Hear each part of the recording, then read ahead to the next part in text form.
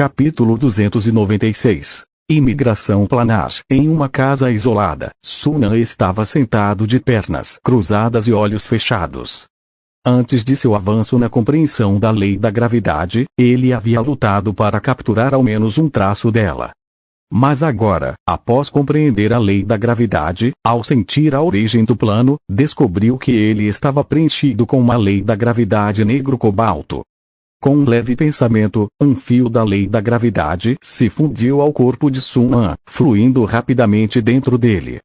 Embora o poder da lei não pudesse ser retido em seu corpo e logo se dissipasse, sua compreensão da lei da gravidade melhorou durante esse processo.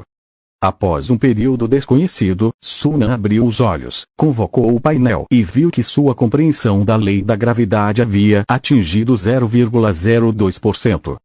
Conferindo as horas, percebeu que 1 ano e 2 meses haviam se passado. Nesse ritmo, levará cerca de 11.000 anos para controlar a lei da gravidade. As pálpebras de Sunan se contraíram involuntariamente. A expectativa de vida de um feiticeiro cristalizado de nível 3 é de cerca de 20.000 anos. Feiticeiros comuns com bom talento podem ter 6 ou 7.000 anos quando alcançam a cristalização de nível 3. Mesmo com sorte, ainda levaria 1.000 ou 2.000 anos para compreender uma lei com sucesso. Isso já são 7 ou 8.000 anos. Adicionando mais 11.000 anos para compreender uma lei, alguém pode chegar ao limite da expectativa de vida antes de mal conseguir controlar o poder da lei, o que é extremamente desafiador. Um progresso um pouco mais lento pode significar fracassar antes de chegar ao fim da vida. Não é de se admirar que existam tão poucos feiticeiros espirituais verdadeiros. Mesmo com talentos ligeiramente inferiores, as chances de avançar para um feiticeiro espiritual verdadeiro escolhendo a lei do sistema elemental, relativamente mais fácil, são mínimas. Leva cerca de 11.000 anos para uma lei da gravidade, e a lei do trovão, sendo mais simples, ainda levaria 7 ou 8.000 anos. Combinados, são quase 20.000 anos. Sem ajuda externa, compreender duas leis simultaneamente é realmente um enorme desafio. Sunan suspirou, pegando um cristal da lei. Após compreender uma lei, ele agora podia absorver cristais da lei. Ao contrário do poder da lei na origem do plano, o poder da lei contido nos cristais da lei pode ser absorvido e fundido pelos feiticeiros, melhorando significativamente a compatibilidade de seus corpos com o poder da lei e aprimorando sua compreensão. Por esse motivo, os cristais da lei são muito procurados pelos feiticeiros cristalizados de terceiro nível. A rigor, os cristais da lei são ainda mais preciosos que os frutos da lei. Afinal, frutos da lei podem ser obtidos no reino da verdade, enquanto cristais da lei são criados pela extração do poder da lei da origem do plano, um processo dispendioso que poucas forças feiticeiras ousariam empreender. Segurando o cristal da lei, Sunan concentrou seus pensamentos e começou a absorvê-lo. Após meio ano, ele terminou de absorver todo o cristal da lei, e sua compreensão da lei da gravidade disparou para 15,38%. Um cristal da lei me poupou quase 1.800 anos de cultivo. Observando os dados no painel, Sunan não pôde deixar de se maravilhar. Era uma pena que os feiticeiros espirituais verdadeiros tivessem chegado tão rápido. Caso contrário, com mais tempo, ele poderia ter criado mais cristais da lei. Balançando a cabeça, Sunan voltou a se concentrar na tarefa em questão. Com apenas um cristal da lei, ele desapareceria assim que fosse usado. Ele provavelmente obteria um fruto da lei do código da sabedoria, o que aumentaria sua compreensão da lei da gravidade em cerca de 10%. Depois disso, para aprimorar ainda mais sua compreensão rapidamente, ele precisava pensar em outros métodos. Sunan olhou para o painel flutuando à sua frente, com os olhos cheios de contemplação. Sua maior vantagem sobre os outros feiticeiros era o cubo de fusão. Talvez ele pudesse aproveitá-lo. Após um momento de reflexão, Sunan pegou um cristal de energia divina, infundiu com o poder da lei da origem do plano e, logo em seguida, um pseudo-cristal da lei foi formado. Era chamado de pseudo-cristal da lei porque, ao contrário do artigo original, não podia ser verdadeiramente absorvido. só podia ser temporariamente fundido para auxiliar na compreensão da lei, e o poder da lei em seu interior se dissiparia gradualmente com o tempo. Se fosse só isso, não seria diferente de antes. Sunan franziu os lábios, repetiu o processo e criou mais de 10 pseudocristais da lei, que então sintetizou. O pseudocristal da lei resultante era visivelmente mais escuro que os anteriores. Sunan examinou o pseudocristal da lei em sua palma, acariciou-o por um momento e começou a absorver o poder da lei em seu interior. O poder da lei intangível penetrou em seu corpo, fluiu através dele e gradualmente se dissipou. Embora o processo fosse o mesmo de antes, Sunan sentiu claramente sua compreensão da lei da gravidade acelerar. Era evidente que o poder da lei sintetizado era muito superior em força ao anterior e, como resultado, a taxa de progresso na compreensão das leis havia aumentado significativamente. Quando o progresso na compreensão da lei da gravidade aumentou em 0,01%, Sunan abriu os olhos e percebeu que mais de 7 meses haviam se passado. Quase 2 vezes mais rápido do que antes. Um sorriso surgiu no rosto de Sunan. Seu método provou ser altamente eficaz. A síntese do poder da lei levou menos de um dia, mas economizou quase metade do tempo, o que foi, sem dúvida, um ótimo negócio. Além disso, esse não era o limite. O poder da lei poderia ser sintetizado ainda mais. Saindo de sua euforia, Sunan continuou a sintetizar o poder da lei enquanto simultaneamente cultivava e testava os limites da síntese. O poder da lei podia ser sintetizado indefinidamente, mas a força do poder da lei que sua alma e corpo podiam suportar era finita. Era semelhante a beber álcool. A quantidade de álcool que uma pessoa normal podia beber de uma só vez dependia do tamanho de sua boca e da velocidade de deglutição. O grau de álcool que alguém podia consumir era determinado por sua tolerância física.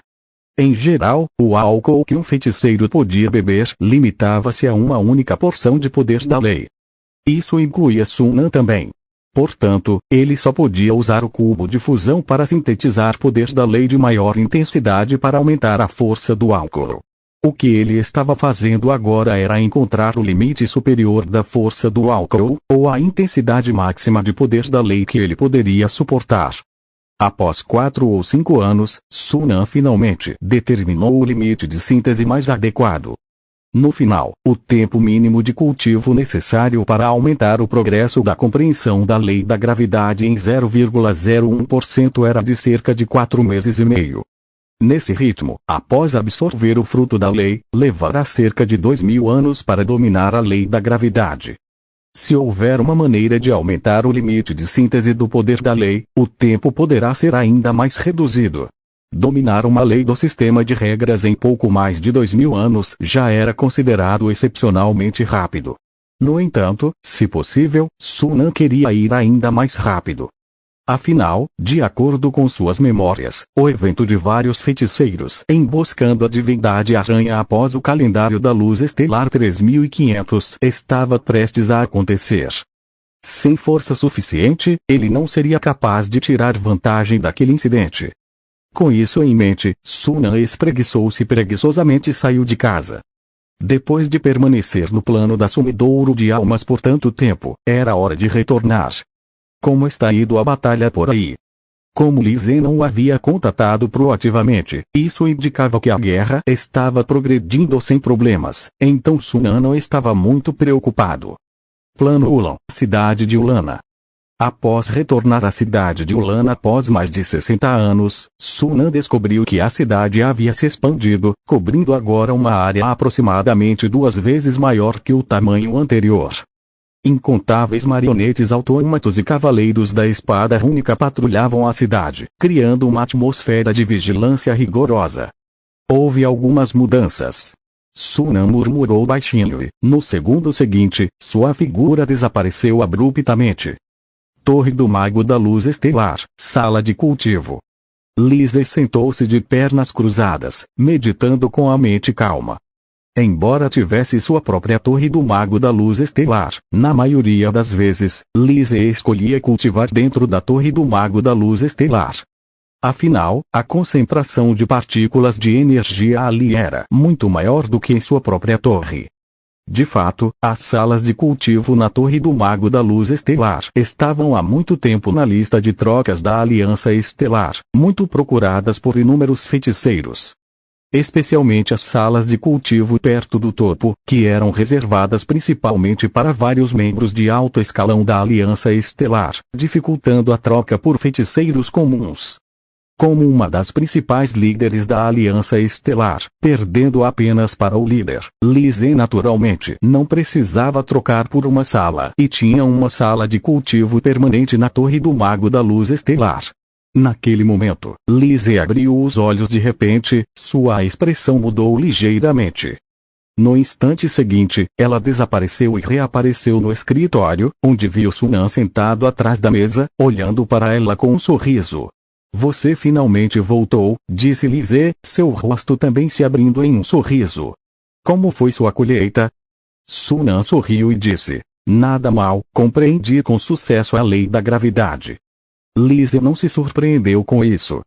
Se fosse qualquer outra pessoa, compreender uma lei do sistema de regras em pouco mais de 60 anos teria sido surpreendente. No entanto, quando se tratava de Sunan, parecia bastante comum. Era apenas por causa das performances anteriores de Sunan que as expectativas de Lise sobre ele eram tão altas. Como está indo a batalha? Perguntou Sunan, indo direto ao ponto. A expressão de Lise ficou séria quando ela respondeu. Seguindo suas instruções, estamos concentrando nosso ataque principal no plano Tenor e no plano da Lua Púrpura. No ano 2695 do calendário da Luz Estelar, já havíamos capturado o plano Tenor e agora ocupamos cerca de um terço do plano Lunar Púrpura. Nosso exército está em posição dominante, sem dúvida, garantiremos o plano Lunar Púrpura nos próximos 20 anos, no máximo. Quanto aos planos Baikal e Baton, estamos nos concentrando principalmente na contenção por enquanto. Sunan assentiu, satisfeito. Nos últimos 300 anos, o poderio militar da Aliança Estelar havia crescido significativamente, mas as forças da Torre Blackthorn nesses 4 planos ainda eram mais formidáveis do que o poder combinado dos planos Ulana, Shig e Manro.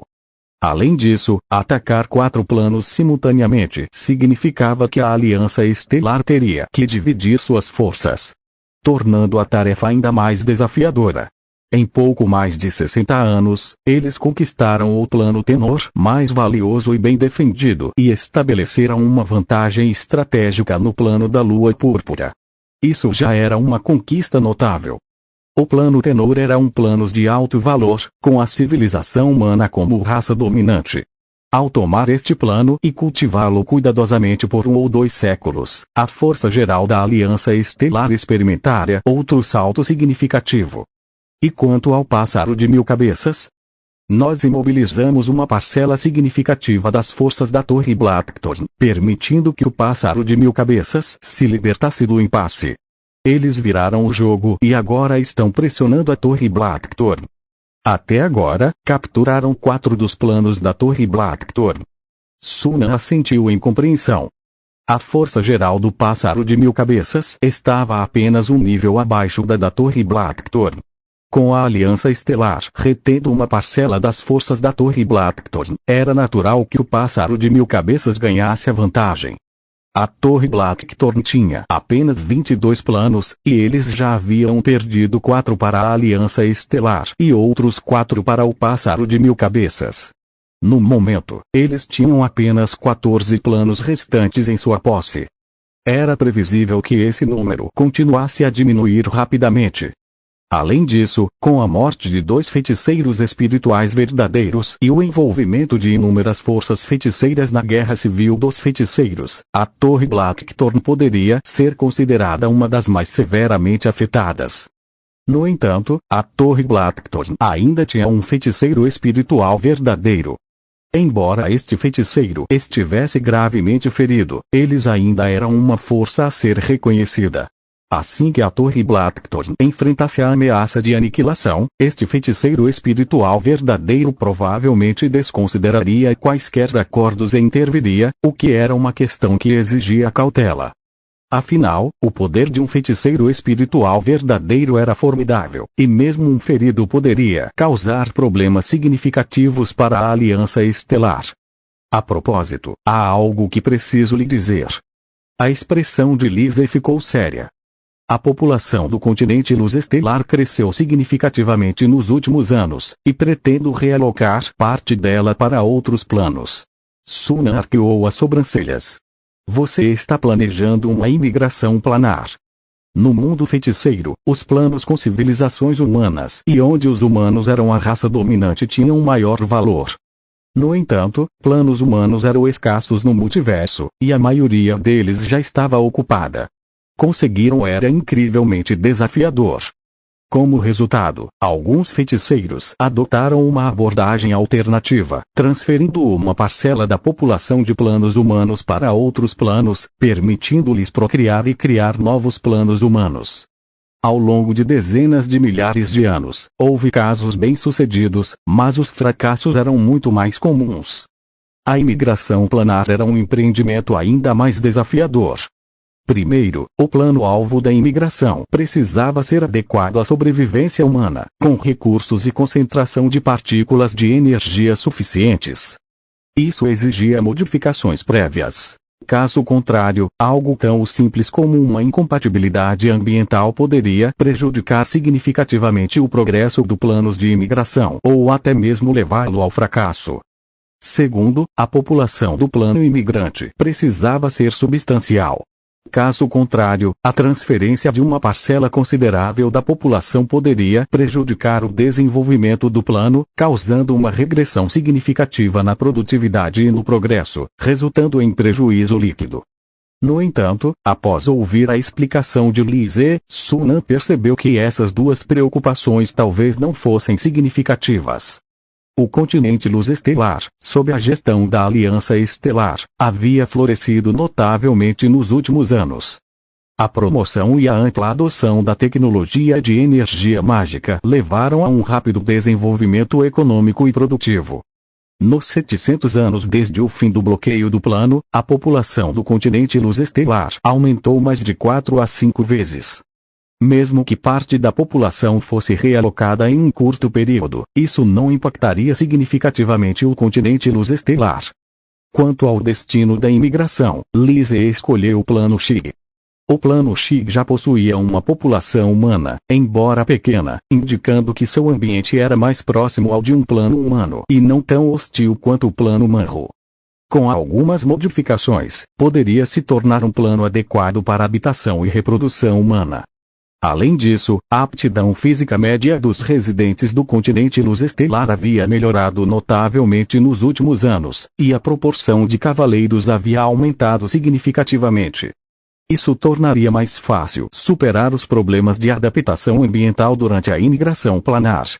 Considerando todos esses fatores, as chances de implementar com sucesso esse plano de imigração planar eram muito altas. Capítulo 297. Por que aconteceu assim? Após alguma reflexão, Sunan finalmente concordou com a proposta de Lise. Ter um plano humano adicional beneficiaria muito o desenvolvimento da Aliança Estelar. O plano pode ser implementado, mas não devemos apressá-lo. Isso não é algo que possa ser realizado em apenas algumas décadas ou mesmo séculos. A imigração planar é um processo que se estende por um tempo incrivelmente longo, frequentemente medido em milênios. Modificar um plano requer tempo. Transferir populações leva tempo. Mesmo após uma transferência bem-sucedida, a população precisará passar por dezenas de gerações para realmente se enraizar no novo plano e se expandir para abranger uma parte significativa dele. Só então um novo plano humano poderá ser considerado verdadeiramente formado. Após finalizar os detalhes do plano de imigração planar, Sunan mudou a conversa para a fruta da lei. Lise girou o pulso e um cristal rômbico deslumbrante apareceu em sua palma, irradiando uma beleza cativante sob a luz da pedra de mana. O olhar de Sunan fixou-se no cristal, sentindo claramente as ondas pulsantes do poder da lei que emanavam de dentro. Era notavelmente semelhante a um cristal da lei. Pouco depois de você ter ido para o plano da Sumidouro das Almas, o Códice da Sabedoria enviou um mensageiro para entregar o fruto da lei, mas também fez um pedido para conquistar pelo menos um plano da Torre Blackthorn em um século. De fato, Sunan já havia adivinhado que o Códice da Sabedoria concordaria com seus termos quando soubesse que a guerra estava progredindo sem problemas. Mas ver o fruto da lei com seus próprios olhos ainda lhe trazia alegria. Isso aceleraria significativamente seu progresso na compreensão da lei da gravidade. Pegando o fruto da lei, Sunan o examinou por um momento antes de guardá-lo em seu anel espacial. Você tem trabalhado duro durante esse tempo. Ele sorriu para Lise. Mas preciso que você continue liderando os esforços de guerra enquanto eu retorno ao plano da Sumidouro das Almas para continuar meu cultivo. Lise falou sério. Apenas se concentre no seu cultivo. Eu cuido das coisas aqui. Ela estava bem ciente da importância de Sunan para a Aliança Estelar. Atualmente, a Força Geral da Aliança Estelar havia alcançado as forças de feiticeiros de segunda categoria, faltando apenas um feiticeiro espiritual verdadeiro. Assim que Sunan conseguisse avançar, a Aliança Estelar se juntaria imediatamente às forças de feiticeiros de segunda categoria, ganhando status mais elevado e perspectivas de desenvolvimento mais amplas.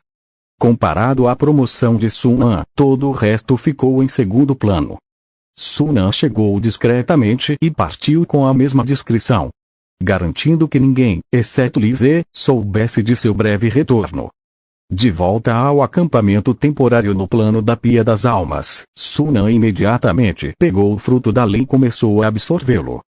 O processo foi semelhante à absorção de um cristal da lei. Após cerca de meio ano de absorção, a compreensão de Sunan sobre a lei da gravidade aumentou para 26,04%. Isso é como eu esperava, disse Sunan com um sorriso satisfeito. Com isso, ele seria capaz de controlar a lei da gravidade em, no máximo, 2.700 ou 800 anos. Compreender a lei do trovão é relativamente mais fácil. Devo ser capaz de dominá-la em 2000 anos. Os olhos de Sunan piscaram levemente. A síntese do poder da lei não tinha limites. Se ele pudesse encontrar uma maneira de aumentar a tolerância de seu corpo e alma ao poder da lei, ele poderia sintetizar um poder da lei ainda mais forte para a compreensão, acelerando assim seu progresso. No entanto, em seu nível atual, modificações biológicas comuns não conseguiam mais fortalecer seu corpo e alma. Mesmo a elementalização e a fusão de linhagens eram insuficientes. Após um momento de reflexão, Sunan balançou a cabeça, decidindo deixar o assunto de lado por enquanto e encontrar uma solução mais tarde. Limpando a mente de distrações, ele retomou seu cultivo. Durante esse tempo, Sunan passou a maior parte do tempo no plano da Sumidouro de Almas, retornando ocasionalmente à cidade de Ulana para sintetizar recursos, mas concentrando-se principalmente em compreender a lei da gravidade. Enquanto isso, a Aliança Estelar começou a transformar o plano Shig do outro lado. O tempo voou. No ano 2730 do calendário da Luz Estelar, a Aliança Estelar conquistou o plano da Lua Púrpura. Com este jardim de plantas mágicas superdimensionado de nível plano, o suprimento de materiais de plantas mágicas da Aliança Estelar aumentou significativamente. Lise assinou com a mão, iniciando a construção de mais academias de cavaleiros no continente Luz Estelar, Plano Ulana e Plano Tenor para preparar a expansão da Ordem dos Cavaleiros da Espada Rúnica. No mesmo ano, a transformação do Plano Shig foi concluída, e a Aliança Estelar começou a transferir populações do continente Luz Estelar para o Plano Shig. Com a cooperação ativa do Grande Império, o processo encontrou pequenas turbulências, mas prosseguiu sem problemas. A transferência populacional levou mais de uma década, concluindo-se finalmente no ano 2745 do calendário da Luz Estelar. Depois disso, o Plano Shig entrou em uma longa fase de desenvolvimento. Durante esse período, as ofensivas da Aliança Estelar no Plano Baikal e no Plano Barton também continuaram sem interrupção. Após a conquista do Plano da Lua Púrpura, as principais forças da Aliança Estelar foram enviadas para dois planos, intensificando sua ofensiva. Superados pelo poderio militar avassalador da Aliança Estelar, o Plano Baikal e o Plano Barton caíram sem muita resistência, sofrendo derrotas sucessivas no campo de batalha. No ano de 2753 do calendário da Luz Estelar, a Aliança Estelar capturou o Plano Baikal. Em 2762, a Aliança Estelar capturou o Plano Barton. Com essas conquistas, todos os 7 planos sob o controle da Torre Blackthorn caíram nas mãos da Aliança Estelar. O número de planos sob o controle da Aliança Estelar disparou para 9, aumentando significativamente sua força mais uma vez. Por outro lado, o Pássaro de 1000 Cabeças também estava em uma sequência de vitórias, avançando rapidamente em suas batalhas contra a Torre Blackthorn. Em 2775, o Pássaro de 1000 Cabeças conquistou o Plano Snark. Este foi o 8º plano que o Pássaro de 1000 Cabeças tomou da Torre Blackthorn. Como resultado, o número de planos ainda sob o controle da Torre Blackthorn despencou de 22 para apenas 7. Sob o ataque conjunto da Aliança Estelar e do Pássaro de 1000 Cabeças, a outrora próspera Torre Blackthorn encontrava-se agora em uma situação precária. Plano do Dragão Negro, quartel-general da Torre Blackthorn. O majestoso complexo arquitetônico, semelhante a um gigante dragão negro deitado no chão, havia perdido sua antiga solenidade e autoridade. Em vez disso, estava imbuído de um ar de destruição iminente, deixando todos um tanto deprimidos. No centro da torre escura como breu, dentro de um espaçoso salão de reuniões, a atmosfera era pesada e tensa. Dezenas de feiticeiros se reuniam no salão, com rostos sombrios e sobrancelhas franzidas. O Pássaro de 1000 Cabeças está mobilizando suas forças principais e se preparando para concentrar suas tropas para atacar o Plano Mou e o Plano da Árvore das Sombras. Eles estão animados e será difícil para nós resistir a eles. De qualquer forma, não podemos deixar o Pássaro de 1000 Cabeças continuar suas conquistas.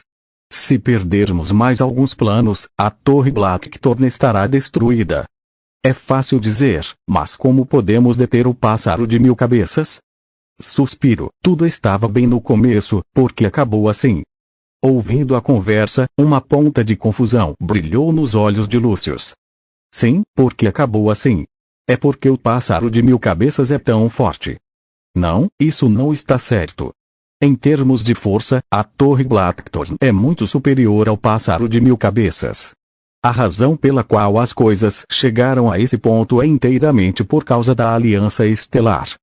Lucius não pôde deixar de sentir um profundo arrependimento ao pensar nisso. Quem imaginara que uma pequena força de feiticeiros de terceira categoria pudesse causar tantos problemas para a Torre Blackthorn? Nos 500 anos de guerra contínua, as forças feiticeiras comuns só se enfraqueceram. Mesmo o Pássaro de 1000 Cabeças, que conquistou 8 planos da Torre Blackthorn durante a guerra, não ganhou muita força. Em vez disso, a guerra exauriu a maior parte de sua fundação e acúmulo. Afinal, leva tempo para consolidar os ganhos das batalhas. A Aliança Estelar foi a exceção. Após anos de guerra, eles não apenas não enfraqueceram, como se fortaleceram. Além da falta de feiticeiros espirituais verdadeiros, a força da Aliança Estelar agora rivaliza com a do Pássaro de 1000 Cabeças. Se soubessem o quão traiçoeira a Aliança Estelar era, deveriam ter concentrado suas forças para lidar com ela primeiro.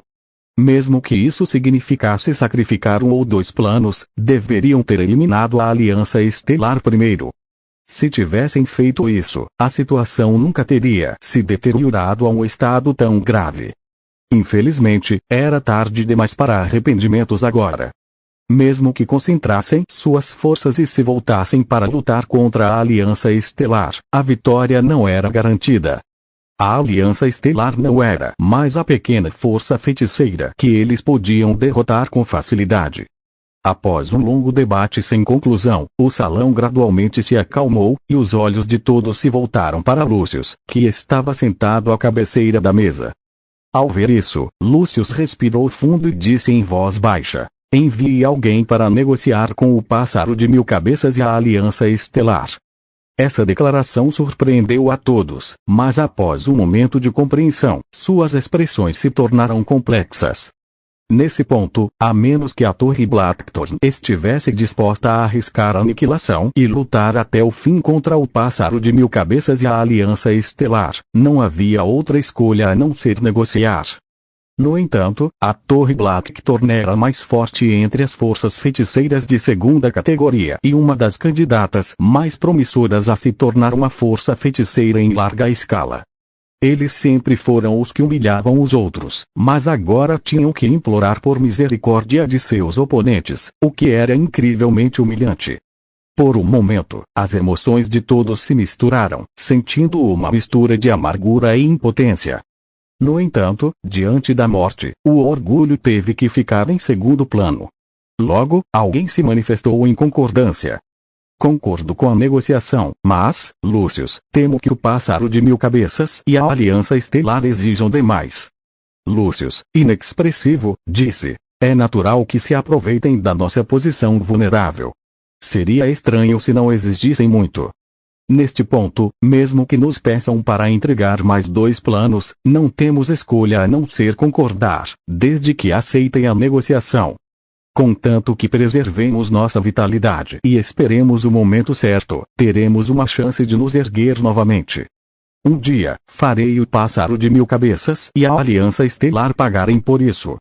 E se a Aliança Estelar e o Pássaro de Mil Cabeças se recusarem a negociar? Perguntou alguém hesitante. Uma expressão sinistra passou pelo rosto de Lúcius, e ele disse friamente, a Torre Blackthorn não é fácil de intimidar. Se eles se recusarem a negociar, lutaremos até a morte.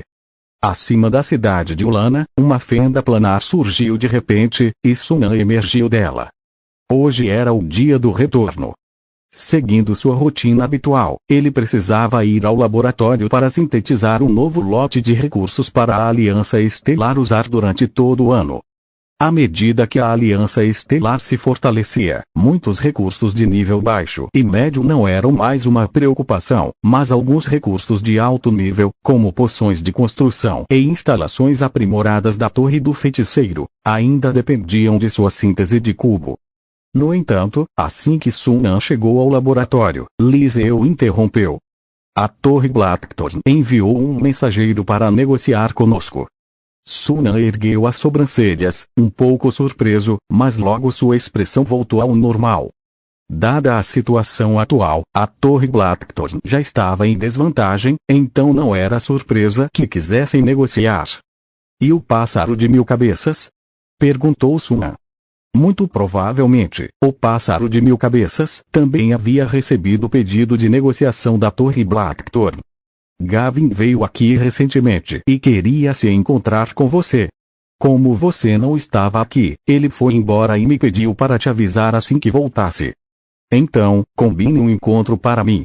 Ao receber a notícia do retorno de Sunan, Gavin correu até ele. Ao encontrá-lo, lançou um olhar estranho para Sunan, examinando de cima a baixo. Ouvi dizer que você compreendeu a lei. Isso mesmo, admitiu Sunan sem hesitar. Ao ouvir isso, os olhos de Gavin imediatamente revelaram uma expressão complexa. Como descendente do espírito verdadeiro, ele havia alcançado apenas a cristalização de nível 3 e ainda não havia compreendido a lei com sucesso. Antes da Guerra Civil dos Feiticeiros, Sunan estava apenas no nível 3 de liquidificação, mas quem imaginara que ele alcançaria rapidamente o nível 3 de cristalização e até mesmo compreenderia a lei? Sua força havia aumentado a uma taxa monstruosa. Gavin sempre se considerou excepcionalmente talentoso, mas comparado a Sunan, sentia que seus esforços de cultivo anteriores haviam sido em vão. Gavin se perguntou qual lei Sunan havia compreendido. Para ele compreendê-la tão rapidamente, provavelmente era uma lei do sistema elemental. Mas, pensando bem, com o talento e a aptidão de Sunan, ele teria escolhido, no mínimo, um sistema de leis. Se fosse uma lei do sistema de regras e ele ainda a compreendesse tão rápido, seria ainda mais surpreendente. Depois de hesitar, Gavin decidiu não perguntar. Afinal, compreender uma lei específica era um segredo de feiticeiro, e perguntar diretamente poderia facilmente ofender alguém. Gavin se recompôs e foi direto ao ponto. A Aliança Estelar também deveria ter recebido o pedido de negociação da Torre Blackthorn. O que você planeja fazer? Sunan não respondeu, mas sorriu e perguntou. O pássaro de 1000 cabeças não pretende concordar com a negociação, certo? Gavin ficou um pouco surpreso, depois riu e disse. Você tem razão. Não dá para esconder isso de você. Ele então ficou sério. Desta vez, finalmente conseguimos trazer a Torre Blackthorn a este estado. É uma oportunidade rara. Se não aproveitarmos esta chance para aniquilar completamente a Torre Blackthorn, eles buscarão vingança assim que se recuperarem. Não podemos deixar nenhuma ponta solta. Sunan ponderou por um momento sem revelar imediatamente seus pensamentos, mas em seu coração, ele concordou com a declaração de Gavin. Os magos negros eram um bando vingativo. Seria estranho se a Torre Blackthorn, após sofrer uma perda tão grande, não buscasse vingança. Claro, o aspecto mais importante eram os interesses em jogo. Normalmente, não seria fácil para a Aliança Estelar conquistar vários novos planos. Somente durante uma guerra em larga escala, como a Guerra Civil dos Feiticeiros, eles poderiam formar alianças e tomar vários planos por meio de ataques à distância e de perto. A Aliança Estelar agora tinha uma oportunidade rara diante deles. Ao eliminar a Torre Blackthorn, eles poderiam controlar vários outros planos, o que beneficiaria muito seu desenvolvimento futuro. De qualquer perspectiva, a Aliança Estelar não deveria perder uma oportunidade tão dourada. O pássaro de 1000 cabeças parecia ter uma ideia semelhante. Vendo a hesitação de Sunan, Gavin não conseguiu mais se conter e disse, podemos trabalhar juntos como antes. O pássaro de 1000 cabeças atacará 4 planos, incluindo o plano Dragão Negro, enquanto a Aliança Estelar precisa atacar apenas 3. Os olhos de Sunan brilharam e ele disse sem hesitar. Um dos 3 planos pelos quais a Aliança Estelar é responsável deve ser o plano Endelan. Endelan era o 3º plano humano da Torre Blackthorn, além dos planos Dragão Negro e Tenor. Capítulo 298. A Poção da Revelação. Gavin forçou um sorriso amargo. Você não está se segurando nem um pouco. Você já conquistou o plano Tenor antes. Sunan sorriu levemente e disse, o pássaro de 1000 cabeças também não está perdido. O plano do Dragão Negro, com os humanos como raça dominante, é muito superior aos planos Tenor e Endelan em termos de escala populacional e nível de desenvolvimento. Além disso, o pássaro de 1000 cabeças já havia se apoderado de vários planos ricos em recursos, então eles não estarão em desvantagem, não importa como você calcule. Gavin franziu a testa. O plano do Dragão Negro é o quartel-general da Torre Blackthorn, e atacar lá nos custará um preço significativo. O sorriso de Sunan tornou-se enigmático. Então por que não trocamos de lugar? Au! Gavin tossiu levemente e disse, mas ainda há um feiticeiro espiritual verdadeiro estacionado no plano do Dragão Negro para a Torre Blackthorn.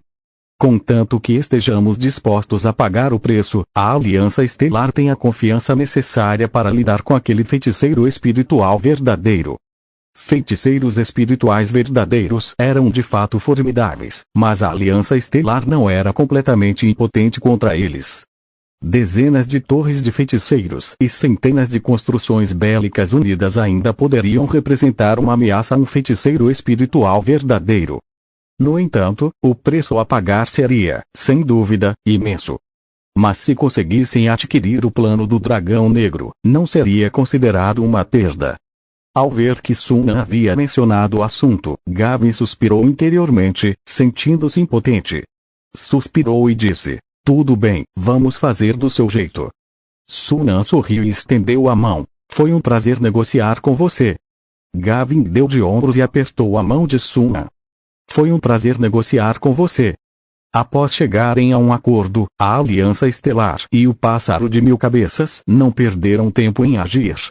No ano de 2778 do calendário da Luz Estelar, a Aliança Estelar e o Pássaro de 1000 cabeças lançaram outra ofensiva contra a Torre Blackthorn. O pássaro de 1000 cabeças retirou suas tropas dos planos em Belan, Beara e Ijek, permitindo que a Aliança Estelar avançasse e tomasse suas bases nesses 3 planos, lançando um ataque feroz contra as forças da Torre Blackthorn.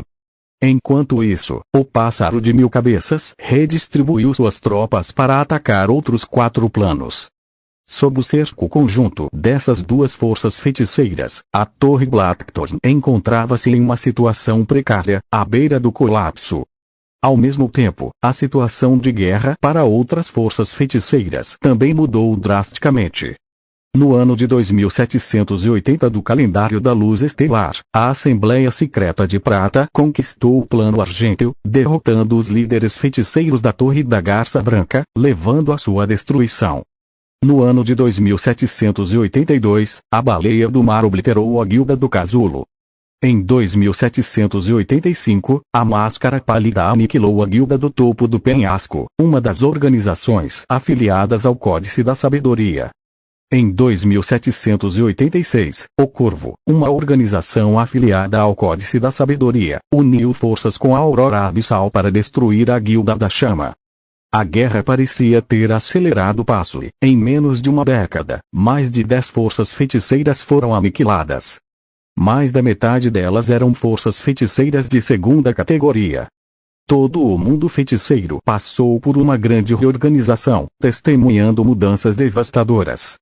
Embora as grandes forças de feiticeiros também estivessem envolvidas em batalhas intensas, suas bases profundas garantiam que ninguém pudesse realmente derrotar o outro e, portanto, não havia medo de aniquilação, apenas o risco de sofrer perdas mais significativas. À medida que inúmeras forças de feiticeiros de 2ª categoria emergiam vitoriosas ou eram destruídas, gradualmente se retirando da guerra, a atenção se voltou para o conflito entre a Aliança Estelar, o Pássaro de 1000 Cabeças e a Torre Blackthorn.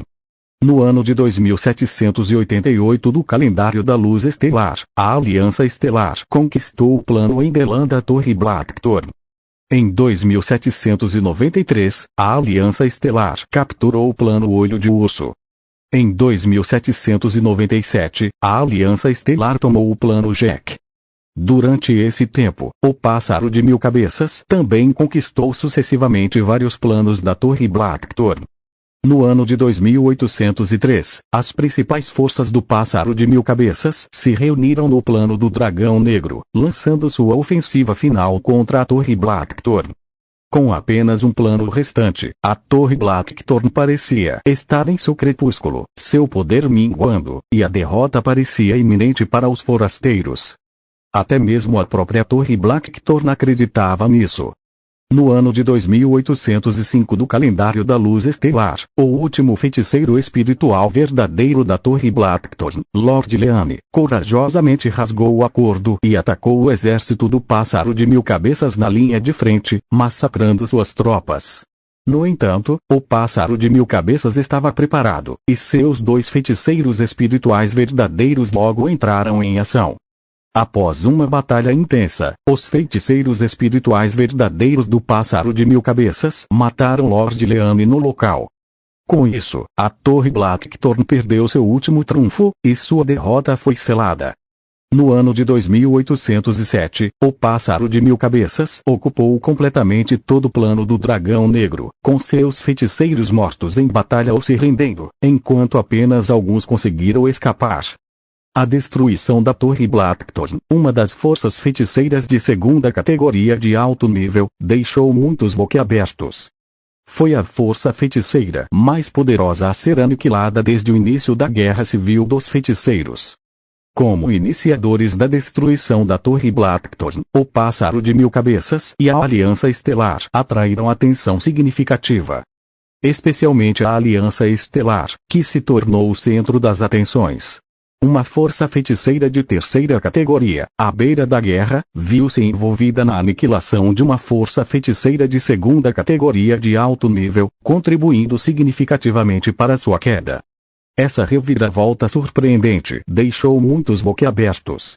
No entanto, o que realmente chocou a todos foi o rápido crescimento da Aliança Estelar. Em pouco mais de 500 anos, eles passaram de controlar 2 planos para agora controlar 12, incluindo 3 planos cruciais da civilização humana. Sua rápida ascensão ao poder foi impressionante. Era evidente para todos que a Aliança Estelar estava prestes a se tornar uma potência feiticeira de segunda categoria, faltando apenas um verdadeiro feiticeiro espiritual. Parabéns, disse Sun An, reencontrando Maísa depois de mais de 500 anos na cidade da Árvore Sagrada do plano da Árvore Sagrada. A cidade, construída no topo de uma árvore gigante, fundia-se perfeitamente com ela, criando uma beleza peculiar.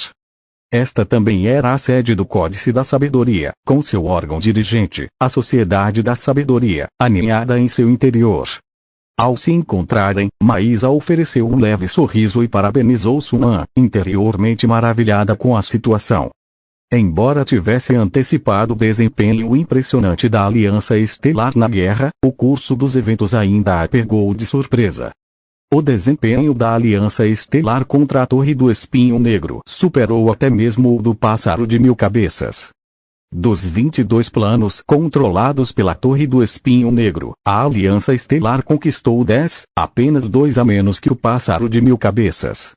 Dada a disparidade inicial de forças, as conquistas da Aliança Estelar foram nada menos que milagrosas.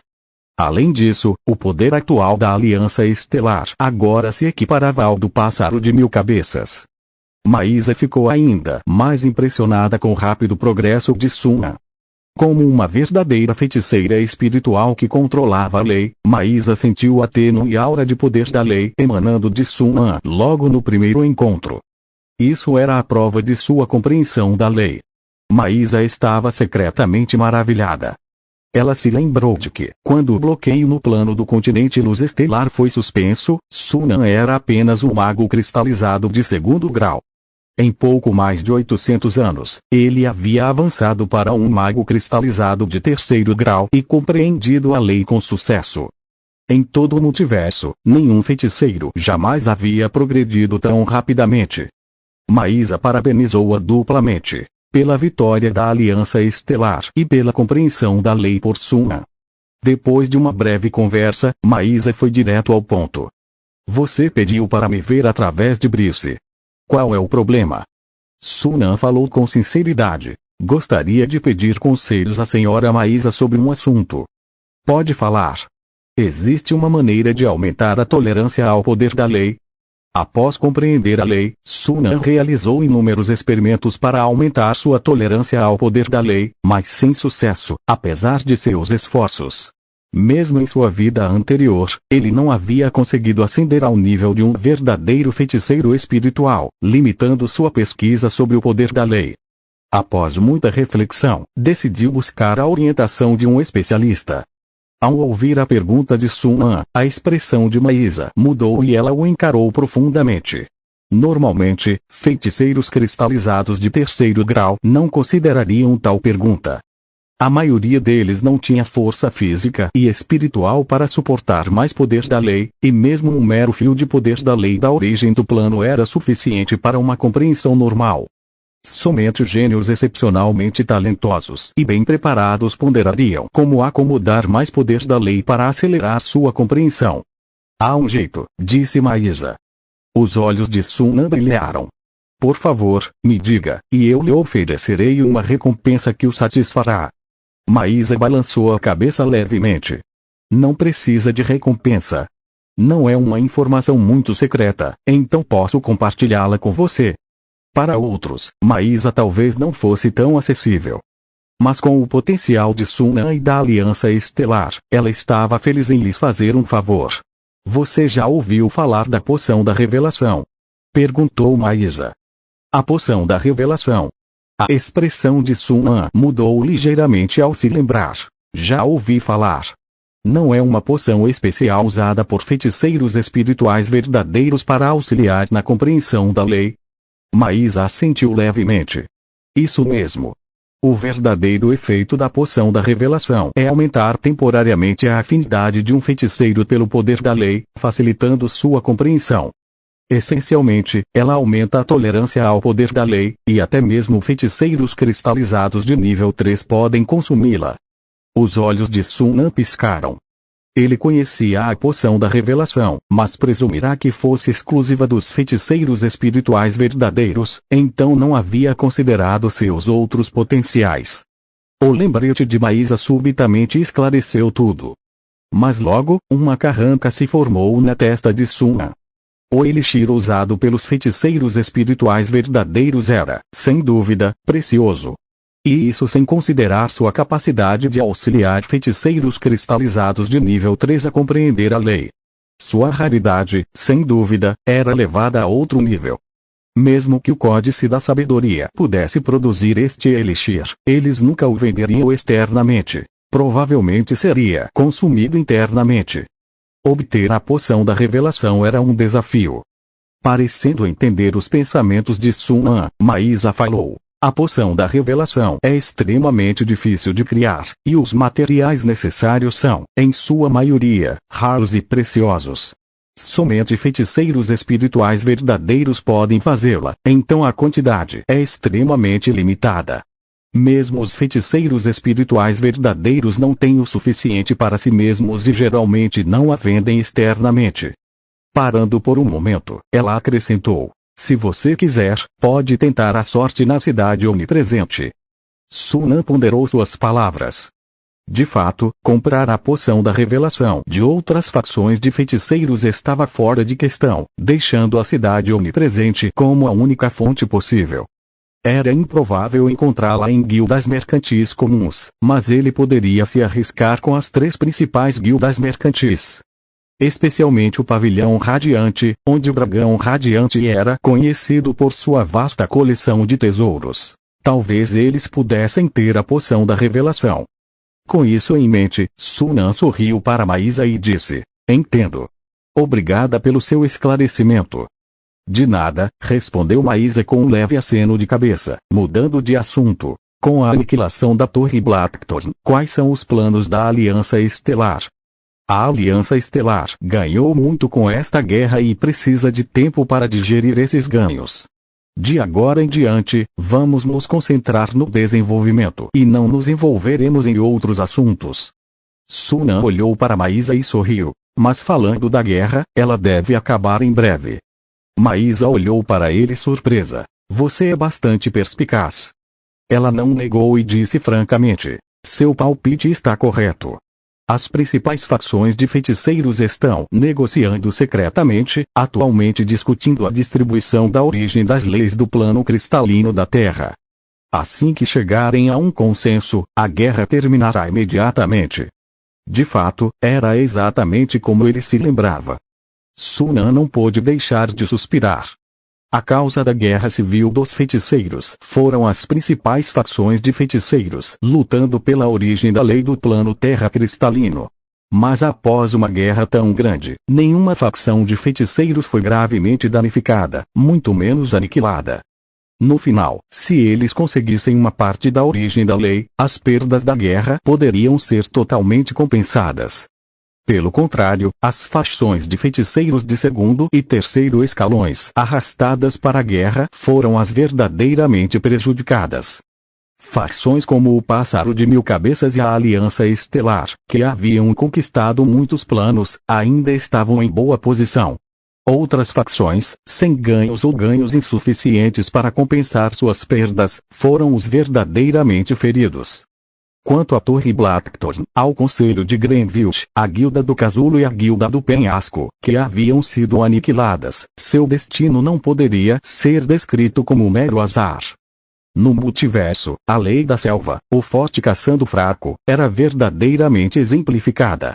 Após se despedir de Maísa, a primeira ação de Sunan ao retornar ao continente Luz Estelar foi enviar pessoas à Casa de Todas as Coisas e à Biblioteca da Lei Verdadeira da Cidade Onipresente para perguntar sobre a poção da revelação. Se não tivessem sorte, ele teria que ir pessoalmente ao Pavilhão Radiante. Após a aniquilação da Torre Blackthorn, a Aliança Estelar entrou em um período de desenvolvimento, digerindo seus ganhos de guerra e não participando mais de nenhuma guerra. À medida que a guerra entrava em seus estágios finais, a intensidade aumentou drasticamente, deixando o recém-adquirido plano Tenor e os outros 6 planos ainda sem controle total. Estimava-se que levaria pelo menos várias centenas de anos para controlar completamente esses 7 planos e transformá-los na força motriz do desenvolvimento da Aliança Estelar. A Aliança Estelar estava prestes a entrar em um período de rápido desenvolvimento e crescimento. No ano de 2808 do calendário da luz estelar, as guerras entre as facções feiticeiras diminuíram visivelmente. À medida que as principais facções feiticeiras cessavam as hostilidades, as facções feiticeiras restantes também sentiam o fim da guerra e se retiravam tacitamente. No ano de 2809, as principais facções feiticeiras pareciam ter chegado a um acordo privado e, uma após a outra, cessaram as lutas e recuaram. Com a retirada das principais facções feiticeiras, as facções feiticeiras restantes também se retiraram da guerra. A Guerra Civil Feiticeira, que durou mais de 500 anos, finalmente chegou ao fim. O mundo feiticeiro recuperou sua tranquilidade. Em relação à questão que mais preocupava a muitos, a distribuição da origem das leis do plano cristalino da Terra, as principais facções feiticeiras permaneceram em silêncio, sem revelar uma única palavra. Sunan não estava interessado nisso. Após entregar os assuntos da Aliança Estelar aos seus subordinados, dedicou-se inteiramente ao cultivo. As pessoas enviadas à cidade onipresente logo retornaram com notícias decepcionantes. Nem a Casa de Todas as Coisas, nem a Biblioteca da Lei Verdadeira possuíam a poção da revelação. Sem escolha, Sunan decidiu ir pessoalmente à cidade onipresente. Capítulo 299. Outra divindade Vadarazar. Assim como na primeira vez que visitou, o pavilhão radiante ainda mantinha sua aparência modesta, lembrando uma pousada comum. Se alguém não soubesse da existência do pavilhão radiante, poderia dar uma olhada e descartá-lo sem pensar 2 vezes, nunca imaginando que este estabelecimento fosse uma das 3 guildas mercantis mais renomadas da cidade onipresente. Sunan olhou para a placa e entrou na loja. Ao contrário de seu exterior aparentemente pequeno, o interior era espaçoso e iluminado, com cerca de uma dúzia de prateleiras de madeira escassamente preenchidas com vários itens. Atrás do balcão perto da entrada estava um jovem alto e esguio de cabelos loiros folheando livros de contabilidade. Era a forma humanoide do dragão radiante. Sentindo a chegada de um cliente, o dragão radiante levantou preguiçosamente a cabeça e, ao ver Sunan, parou momentaneamente, como se de repente se lembrasse de algo, e seus olhos platinados brilharam levemente. É você. Faz centenas de anos desde a última vez que vim aqui. Sunan se aproximou do balcão e disse, rindo, ainda se lembra de mim, chefe? O dragão radiante riu baixinho. Eu não me lembraria de alguém como você, mas sua pedra preciosa de impressão deixou uma impressão profunda em mim. Então acho que devo agradecer a pedra preciosa de impressão, disse Sunan, rindo baixinho. O que você está procurando desta vez? Os olhos do dragão radiante se fixaram em Sunan, como se o incentivassem a pegar rapidamente a pedra preciosa de impressão. De fato, o clã dos dragões tinha um carinho especial por pedras preciosas. Sunan suspirou interiormente e foi direto ao ponto. Você tem alguma poção de revelação aqui? Poção de revelação. O rosto do dragão radiante demonstrou surpresa, e ele olhou para Sunan atentamente. Eu sabia que não o julguei mal. Sempre pensei que você alcançaria grandes feitos no futuro, mas nunca imaginei que compreendesse a lei tão rapidamente. Durante o primeiro encontro, o dragão radiante declarou abertamente que Sunan se tornaria um verdadeiro feiticeiro espiritual. No entanto, nem ele mesmo previu que Sunan daria esse passo rumo à compreensão da lei tão cedo. Infelizmente, os verdadeiros feiticeiros espirituais mantêm um controle rígido sobre as poções de revelação e raramente circulam fora de seus círculos. Eu também não tenho nenhuma poção de revelação aqui. Sunan ficou muito decepcionado, mas então ouviu o tom do dragão radiante mudar. Embora eu não tenha poções de revelação, tenho outro tipo de poção que acho que lhe interessará. Sunan perguntou curiosamente. Que tipo de poção é essa?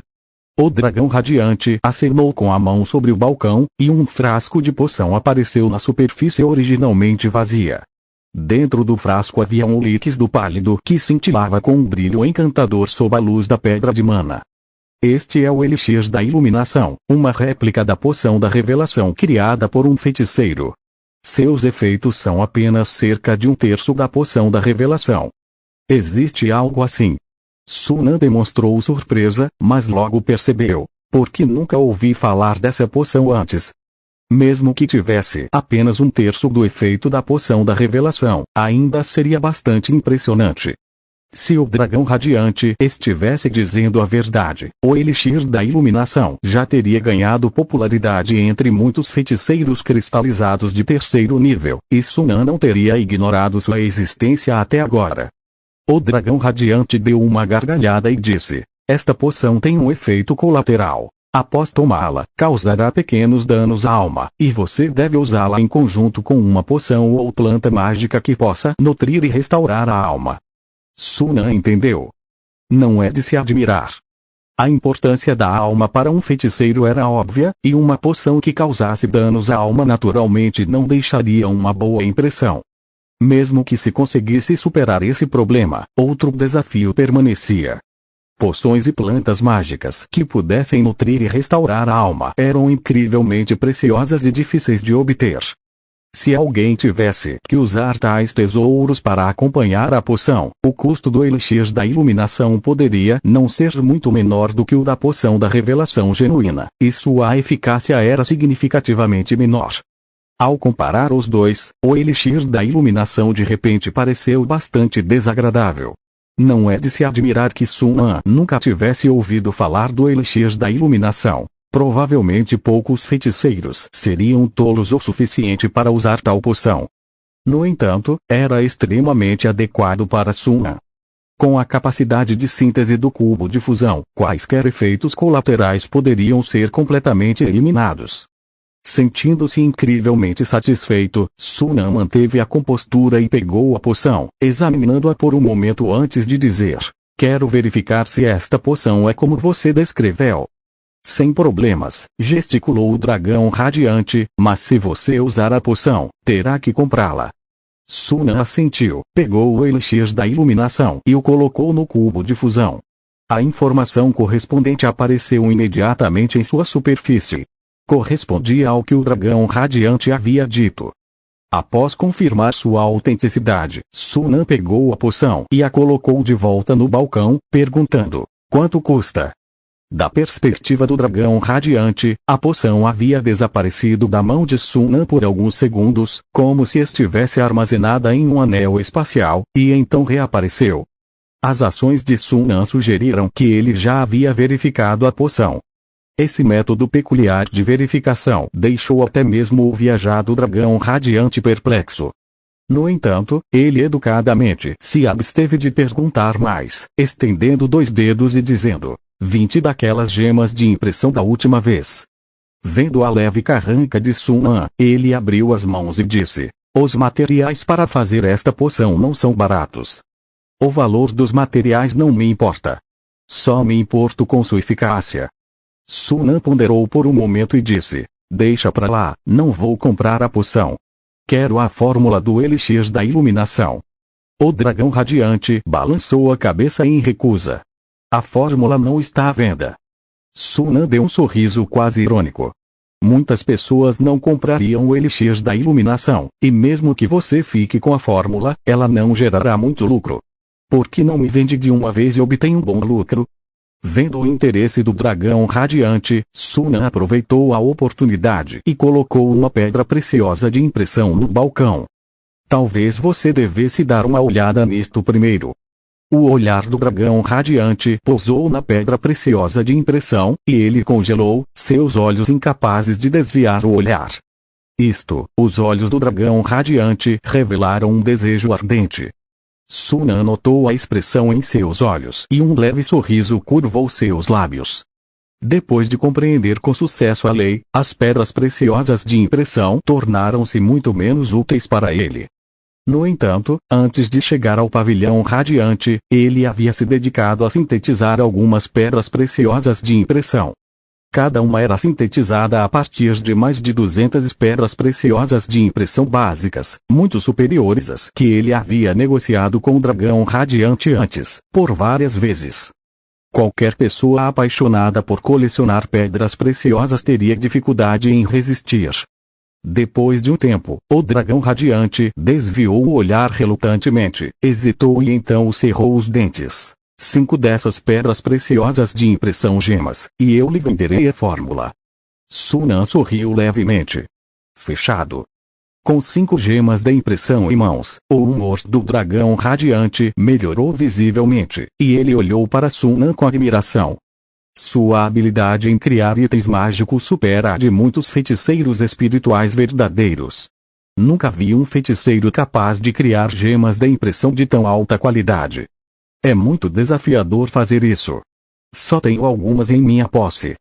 Sunan inventou uma história casualmente, interrompendo as perguntas inquisitivas do dragão radiante. Tendo alcançado seu objetivo, ele não viu motivo para prolongar sua estadia. Após uma breve conversa, preparou-se para partir. Assim que ele estava prestes a sair, um homem entrou repentinamente, vindo de fora. Os dois se chocaram, ambos parando em uníssono, seus olhos se avaliando. O homem tinha cerca de 30 anos, feições comuns, exceto por um peculiar padrão preto na bochecha direita. O padrão era simples, apenas uma linha preta curva, mas quando o olhar de Sunan pousou nele, ele sentiu como se estivesse olhando para um vazio profundo e escuro, como se sua alma estivesse sendo puxada para um abismo. O coração de Sunan deu um pulo e ele rapidamente desviou o olhar, sua mente tomada pelo espanto. Poder da lei. Naquele padrão preto, ele podia sentir claramente o poder da lei. E com sua força atual, o fato de que apenas olhar para ele pudesse evocar tal sentimento significava que o homem era, sem dúvida, um feiticeiro espiritual verdadeiro. Feiticeiros espirituais verdadeiros raramente apareciam na cidade onipresente, e Sunan estava curioso sobre o propósito desse feiticeiro espiritual verdadeiro desconhecido para visitar o pavilhão radiante. No entanto, ele decidiu reprimir a curiosidade e saiu da loja. Assim que se cruzaram, o homem olhou para Sunan, com um olhar profundo. Só quando a figura de Sunan desapareceu é que o homem desviou a atenção e entrou na loja. Atrás do balcão, o dragão radiante, que admirava as pedras preciosas com grande satisfação, olhou para o recém-chegado e uma expressão de surpresa cruzou seu rosto. Que visitante raro, Jude. Por que você está aqui em vez de ficar no reino da verdade? Como veio parar aqui? Jude não respondeu à pergunta, mas perguntou: quem era essa pessoa agora? Você sabe muito bem. O dragão radiante revirou os olhos. A Aliança Estelar desferiu um duro golpe no Trono Negro, e até mesmo seu fiel apoiador, a Torre do Espinho Negro, caiu para a Aliança Estelar. Acho difícil acreditar que você não reconheça o mestre da Aliança Estelar. É ele, de fato. Jude balançou a cabeça, sem se incomodar com o tom sarcástico do dragão radiante. Ele de fato vira imagens de Sunan e estava ciente da figura proeminente da Aliança Estelar. No entanto, ele sentira claramente a aura da lei em Sunan e, de acordo com seu conhecimento, Sunan era apenas um feiticeiro de liquidificação de terceiro nível há 500 anos. Era impossível para ele ter compreendido a lei tão rapidamente. Por isso, duvidava que tivesse se enganado. Mas era de fato Sunan. Para avançar da liquidificação de terceiro nível para a cristalização de terceiro nível em pouco mais de 500 anos e compreender a lei com sucesso, seu talento supera o de muitos descendentes de espíritos verdadeiros. Com tais qualificações e força, não é de se admirar que ele tenha conquistado uma reputação tão formidável. Jude olhou na direção em que Sunan havia saído, com um brilho fugaz nos olhos. Ao vê-lo imerso em pensamentos, o dragão radiante guardou as pedras preciosas e perguntou impacientemente: o que você quer comprar? Jude não se importou com o tom de voz e respondeu calmamente: 10 frascos de elixir da ocultação. O dragão radiante ergueu uma sobrancelha, sorrindo ironicamente. Qual divindade você pretende atingir agora? Jude observou calmamente, sem responder. O dragão radiante suspirou de decepção e, dando de ombros, jogou fora 10 frascos da poção. O acordo de sempre, 10 gemas negras. Jude não pechinchou, colocou 10 gemas no balcão e se virou para sair sem dizer uma palavra. O dragão radiante o observou partir, dando de ombros. Parece que alguma divindade está prestes a ter um dia ruim. Ao retornar ao continente Luz Estelar, Sunan imediatamente se retirou para o laboratório na Torre do Mago Luz Estelar e começou a preparar o elixir da iluminação. Os ingredientes estavam prontamente disponíveis no depósito, então Sunan instruiu diretamente o espírito da Torre 1 a reuni-los. A essa altura, sua habilidade de criação de elixires havia atingido um nível 7, um nível superior até mesmo entre os feiticeiros espirituais verdadeiros, tornando a criação do elixir da iluminação muito fácil. Após algumas tentativas, Sunan criou com sucesso seu primeiro frasco do elixir da iluminação. Os efeitos exibidos pelo cubo mágico eram muito semelhantes aos apresentados pelo dragão radiante. Depois disso, Sunan criou mais 10 frascos do elixir da iluminação e procedeu à sua síntese. Como esperado, após infundir 4 frascos no cubo mágico, o elixir da iluminação recém-sintetizado não apresentou sinais de efeitos colaterais. Excelente! Sunan assentiu, satisfeito. O próximo passo era testar a compatibilidade entre o elixir da iluminação e ele próprio. Era óbvio que o elixir da iluminação não poderia ser sintetizado e fortalecido infinitamente, pois seu corpo tinha suas limitações. A tarefa em questão era determinar o limite de síntese. Depois de um tempo, Sunan consumiu mais de 10 frascos do elixir da iluminação, um após o outro, finalmente encontrando a melhor combinação. O elixir da iluminação sintetizado final aumentou sua compreensão da lei em cerca de 120% em comparação com o anterior, mais que dobrando sua velocidade original. Nesse ritmo, eu conseguirei controlar a lei da gravidade em cerca de 13 a 14 séculos. Sunan ficou radiante. Isso foi muito mais rápido do que antes. Como esperado, com recursos de cultivo como auxílio, ele pôde aumentar sua força mais rapidamente. Ressurgindo da alegria, Sunan mergulhou em pensamentos profundos novamente. Sua velocidade atual de compreensão da lei já era impressionante, mas ele ainda sentia que não era suficiente. A emboscada da Rainha Aranha estava a menos de 700 anos de distância. Seria melhor controlar a lei da gravidade antes disso, dando-lhe o poder de tirar vantagem do evento iminente. Coletar plantas mágicas e poções que aumentam a força física e espiritual deve aumentar ainda mais a velocidade de compreensão da lei, mas o aumento não será significativo comparado ao elixir da iluminação. Espere um minuto. Sunan de repente percebeu algo e deu um tapa de leve na testa. Durante todo esse tempo, ele se concentrou em se aprimorar, tentando aumentar sua resistência ao poder da lei, mas nunca havia considerado alterar o ambiente externo. No fim das contas, compreender a lei significa compreender sua essência. Se eu compreender a lei em um ambiente de gravidade mais alta, isso aumentará um pouco minha eficiência? Sunan decidiu tentar. Ele imediatamente entrou no plano sumidouro da alma. Estabelecer um ambiente de alta gravidade não era difícil para um feiticeiro cristalizado de nível 3. Era só uma questão de organizar uma matriz. Sunan terminou rapidamente a matriz e sentou-se no centro, ativando-a. O plano sumidouro de almas já tinha uma gravidade muito maior do que as de planos comuns e, com o impulso da matriz, a gravidade atingiu um nível surpreendentemente alto. No momento em que a matriz foi ativada, uma pressão maciça, semelhante à de uma montanha, envolveu todo o corpo de Sunan.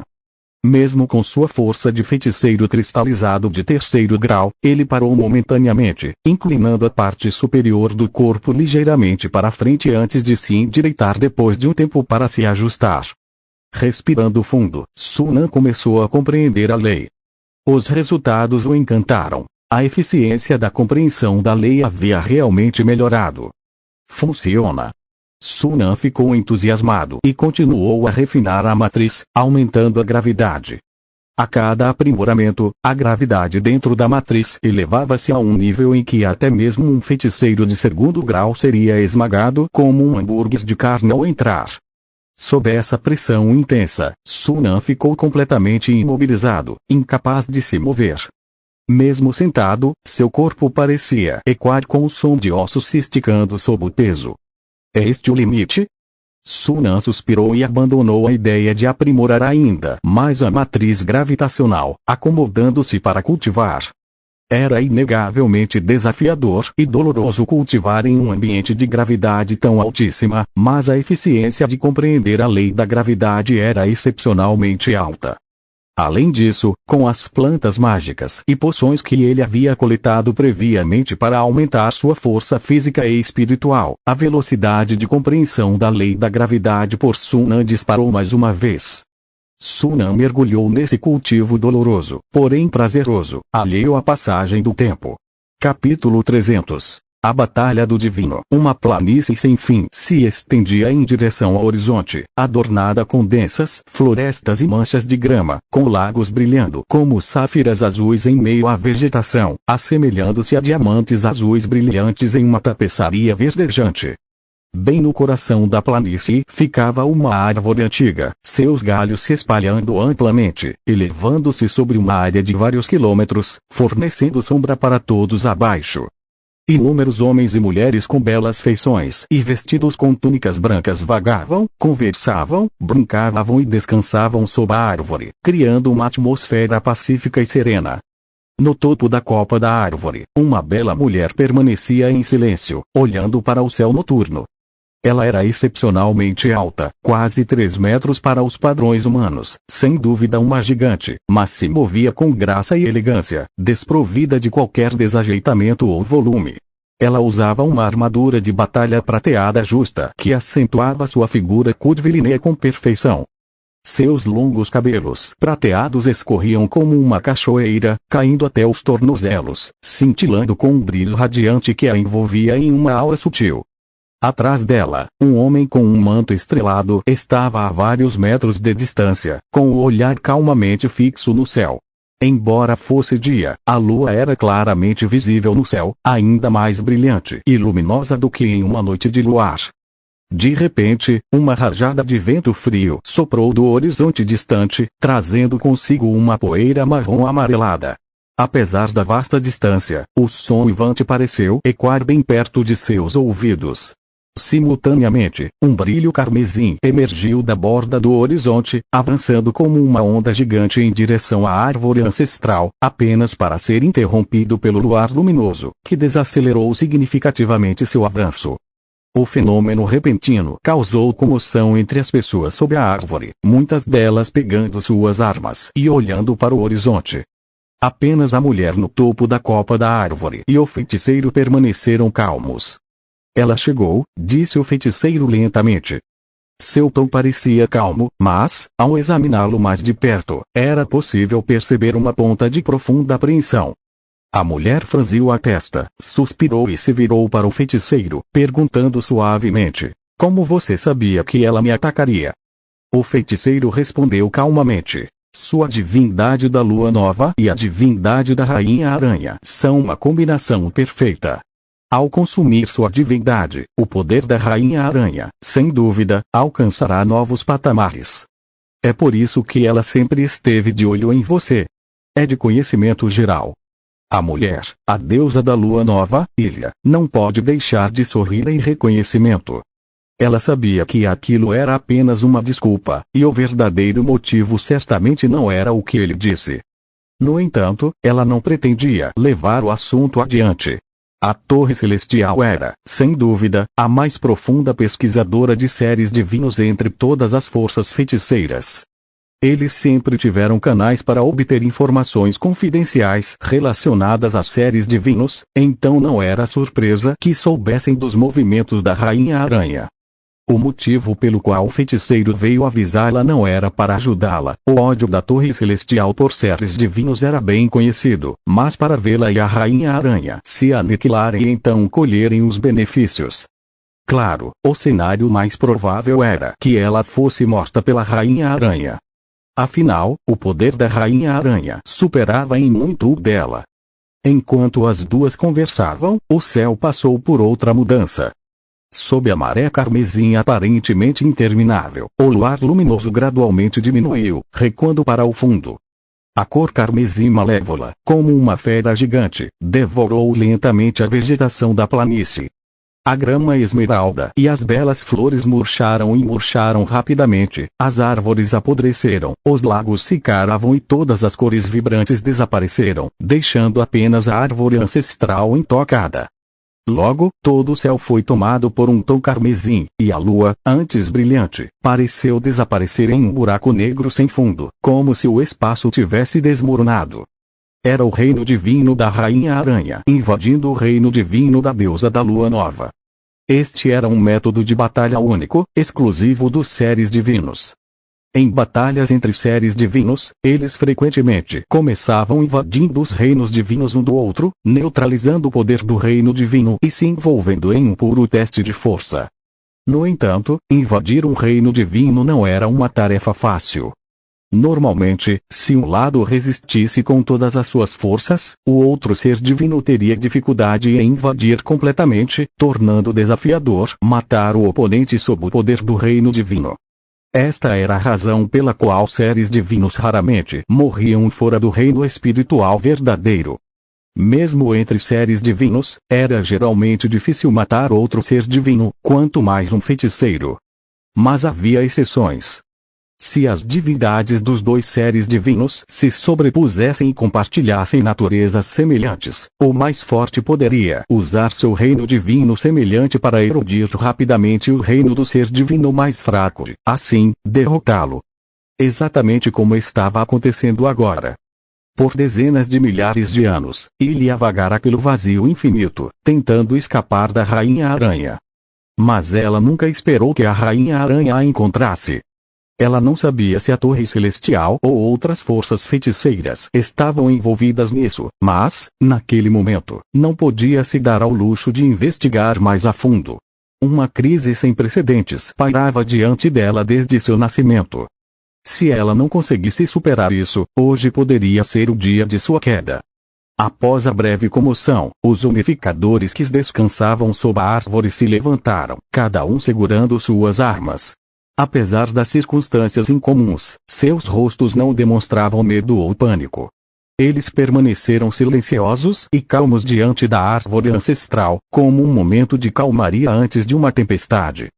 Testemunhando isso, Ilha suspirou suavemente, seus profundos olhos azuis cheios de tristeza. Atrás dela, o feiticeiro da Torre Celestial havia desaparecido sem deixar vestígios. Ao longe, uma sombra escura apareceu de repente no horizonte. Após uma inspeção mais detalhada, descobriu-se que eram inúmeras aranhas, numerando dezenas de milhares.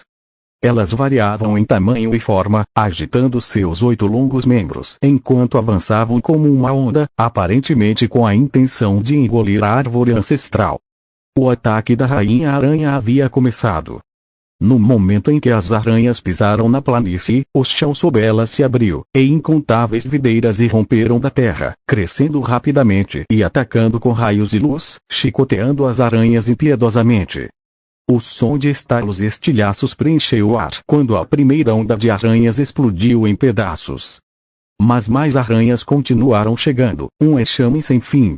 Algumas aranhas começaram a se transformar enquanto corriam, assumindo formas demoníacas ferozes, demônios de Cera, infernais de Barlo, demônios da tentação, demônios do fluxo e todos os tipos de demônios bizarros.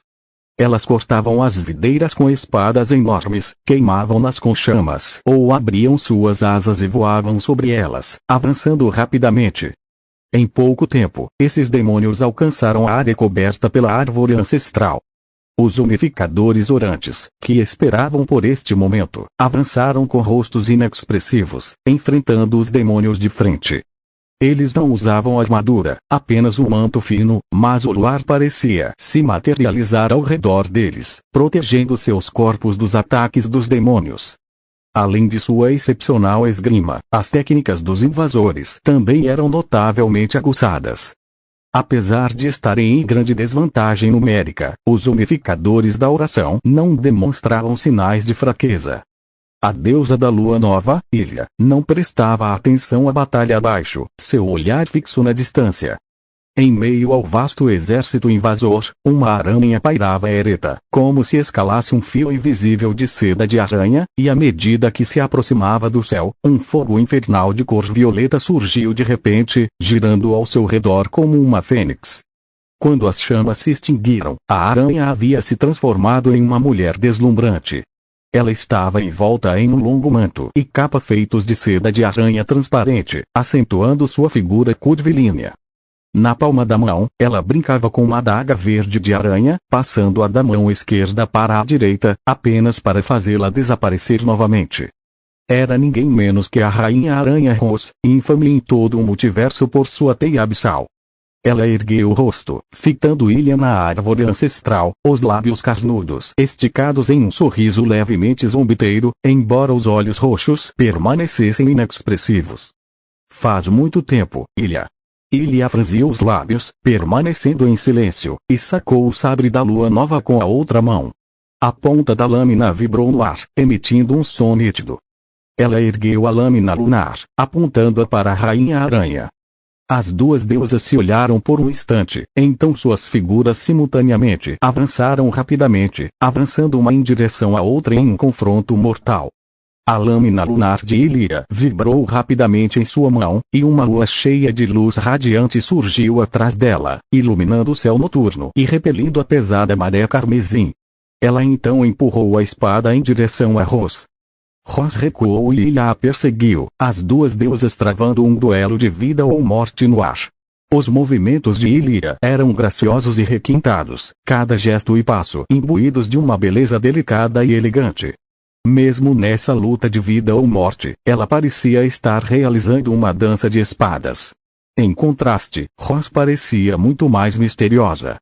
Era como uma aranha suspensa em um fio de seda, sua teia cobrindo todo o céu. Avançava e recuava em linha reta, movendo-se com precisão repentina e rápida, parecendo rígida e inflexível. No entanto, cada movimento e ataque eram calculados com a máxima precisão para a máxima eficiência, desprovidos de qualquer estilo. Apesar de se envolverem em um confronto direto, cada ataque parecia uma emboscada, o estilo típico de um assassino. Clang! O sabre da lua nova e a adaga de aranha se chocaram, irrompendo em uma explosão brilhante de luz e uma mistura de sons nítidos e abafados. Os dois combatentes pareciam alheios, mas ondulações invisíveis de impacto se espalhavam como ondas, rasgando e estilhaçando o vazio circundante. Tudo dentro dele se transformava em pó, apenas para se recompor e se repetir em um ciclo sem fim. Vermelho carmesim, como nuvens escuras, se aproximava, liberando uma pressão infinita e avassaladora que ameaçava subjugar a consciência. Somente quando a lâmina lunar de Ilia girou, refletindo o luar luminoso atrás dela e espalhando partículas de luz em todas as direções, a escuridão pôde ser momentaneamente repelida. Este é o poder do divino.